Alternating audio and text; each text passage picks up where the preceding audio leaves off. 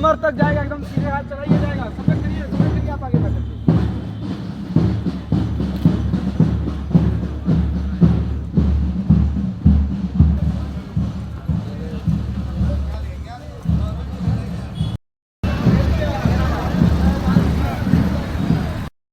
होता है और प्रतिरूप होता है।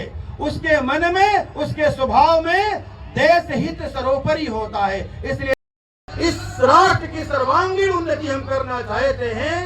एक समय था जब लोग कहते थे हिंदू संगठन असंभव है, हिंदू संगठित नहीं हो सकता। हिंदू का संगठन तराजू में मेढक को तौलने के बराबर है। जिस प्रकार से तराजू में मेढक को नहीं तौला जा सकता, उस प्रकार से हिंदू समाज को भी संगठित नहीं किया जा सकता। एक सिंघल जी जैसे लोग यही काशी हिंदू विश्वविद्यालय से निकलकर जो आगे हिंदू हृदय सम्राट असुविधाओं में है, सुदूर स्थापना का दिवस और एक परंपरा रही है कि हमेशा ही राष्ट्रीय स्वयं स्तर यहाँ पर संचलन करता रहा। हालांकि इस बार एग्रीकल्चर ग्राउंड को चुना गया। किस तरीके से इस परंपरा को आप लोग आगे बढ़ा रहे हैं और इस बार राम रथ भी दिखाई दे रहा है पूरा राज दरबार के साथ? जी, मैं प्रोफेसर जय प्रकाशनाथ, विभाग संचालक काशी हिंदू विश्वविद्यालय। मैं आपको ये बताना चाहता हूँ कि ये जो हमारा पथ संचलन है, ये पथ संचलन बहुत लंबे अरसे से चल रहा है। जहाँ तक मैं विद्यार्थी यहाँ का रहा 1965 में, उसके कुछ ही साल बाद इसके बाद कहा जाता है कि ये कुछ तो 1968 में हुआ, कभी लोग 1971 में चला, लेकिन कभी कभी जैसे जैसे झांकी, यहाँ जो बसंत पंचमी को झांकी निकला करती थी, ये विद्यार्थियों के द्वारा झांकी हर संकाय से निकलती थी। तो राष्ट्रीय स्वयंसेवक संघ, जैसा अभी आपने आज के माननीय प्रचारक जी के साथ उद्बोधन में सुना, कि यहाँ पर शाखा जो है करीब करीब 1928 के बाद एक साप्ताहिक मिलन के रूप में शुरू हुई भैया जी डाडी के द्वारा।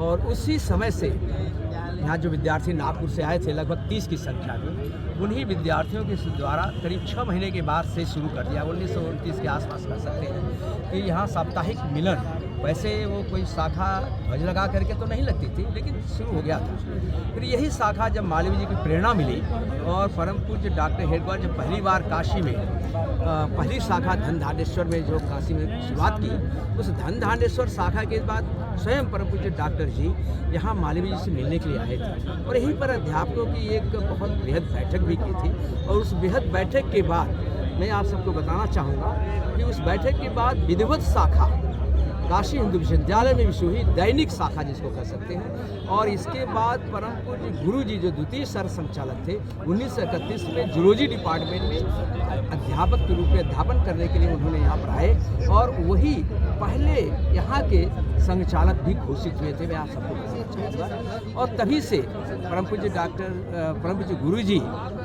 काफ़ी लगन के साथ इस शाखाओं के यहाँ से जैसा उनका संपर्क रहा और यहाँ शाखाएँ लगातार लगती गई, बहुत अच्छी शाखाएँ चलती थी। और आपने जैसा सुना भी कि परम पूज्य मालवीय जी के द्वारा संघ से इतने प्रेरित थे कि उन्होंने संघ के स्वयंसेवकों के लिए एक आर्मर, जैसे कह सकते हैं कि सामानों रखने के लिए आर्मरी उन्होंने स्वयं दिया, जिसके स्वयंसेवक बनाए। और वो दुर्भाग्यवश कह सकते हैं वो बहुत दिनों तक चला और सारी गतिविधि उसी आर्मरी से हमारा चलता है, जिसको कहते। और शाखाएँ बहुत अच्छी थी, लगभग 14 शाखाएँ इस विश्वविद्यालय में थी। और आप सोच सकते हैं कि पूरे के पूरे विश्वविद्यालय के जो छात्र थे छात्रावासों में थे, वो लगातार इस शाखाओं से और उन्हीं शाखाओं के संसेवकों के द्वारा यह जो पंथ संचलन का कार्य है वो शुरू हुआ।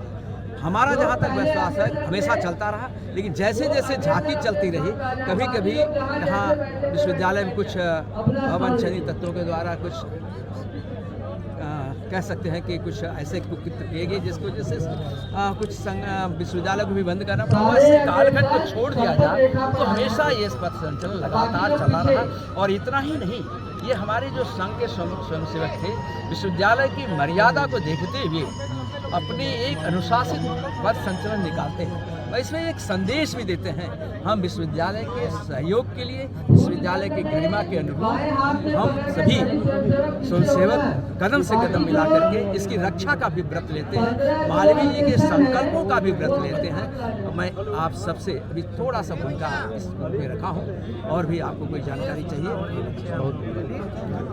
गुरु जी, एक पथ संचलन की, तो आज इस बार बहुत खास राम दरबार की झांकी दिखाई दे रही है, क्योंकि इसी साल जो है आने वाले समय में राम मंदिर का उद्घाटन हुआ है। कितना उत्साह, कितना उल्लास दिखाई देता है। पथ संचलन के अलावा कितनी खुशी और दुगनी हो जाती है। हाँ, बिल्कुल आप सही कह रहे हैं। पथ संचलन के साथ राम मंदिर के निर्माण के बाद लोग वहाँ दर्शन करके आए, और जो दर्शन करने जाएंगे सभी लोग बहुत उत्साहित हैं। तो जरूर है कि बहुत बड़ी उपलब्धि हुई है, और जैसा कहा गया, सबने कहा भी, संघीय शक्ति बहुत ही जरूरी होती है कि सभी लोग संगठित रहें और अपना राष्ट्र प्रथम, ये हम सबके अंदर भावना होनी चाहिए कि हमारा राष्ट्र पहले, जब राष्ट्र होगा तभी हम आगे बढ़ेंगे। और हमारा राष्ट्र अगर एक संगठन के रूप में अच्छे से कार्य करेगा, सभी लोग लग के कार्य करेंगे और प्रगति की ओर सोचेंगे, तो ज़रूर जो कहा जाता है ना, विश्व के राह पर आगे बढ़ेंगे, तभी ये संभव होगा। सभी लोग मिलजुल करके और आगे बढ़ करके शिक्षा, स्वास्थ्य, इन बातों पर ध्यान रख के आगे करेंगे, हमारा राष्ट्र जरूर प्रोग्रेस करेगा।